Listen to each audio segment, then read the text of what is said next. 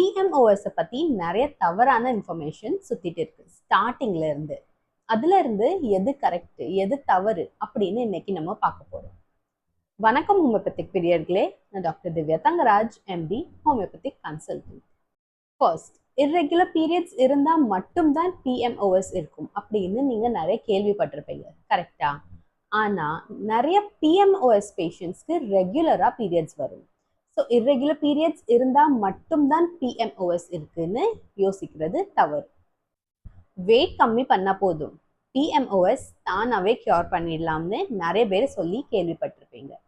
ஆனால் வெயிட் கம்மி பண்ணுறது மட்டும் இல்லாமல் ஆரோக்கியமான வாழ்க்கை முறை மாற்றத்தை கடைபிடிச்சோம்னா தான் நம்மளால PMOS-ஐ மேனேஜ் பண்ண முடியும். PMOS இருந்தால் கன்சீவ் ஆக முடியாதுன்னு நிறைய பேர் சொல்லியிருப்பாங்க. ஆனால் PMOS-ஐ நல்லா மேனேஜ் பண்ணிட்டு வந்தோம்னா கண்டிப்பாக கன்சீவ் ஆக முடியும். PMOS வெயிட் அதிகமாக இருக்கிறவங்களுக்கு மட்டும்தான் வரும்னு சொல்லுவாங்க. ஆனால் PMOS லீன் பெண்களுக்கு கூட இருக்கலாம். ஸோ PMOS ரிலேட்டட் தவறான கருத்துகள் உங்களுக்கு இன்னைக்கு கிளியர் ஆகியிருக்கும்னு நினைக்கிறேன். உங்களுக்கு PMOS இருந்துச்சுன்னா அண்ட் அதை ரிவர்ஸ் பண்ணணும்னு நினச்சிங்கன்னா அப்பாயின்மெண்ட் புக் பண்ணுங்க.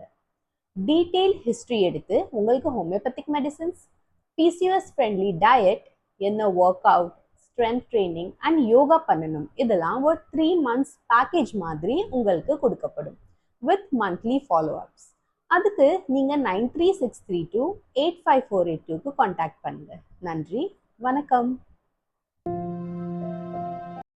PMOS பற்றி நிறைய தவறான இன்ஃபர்மேஷன் சுற்றிட்டு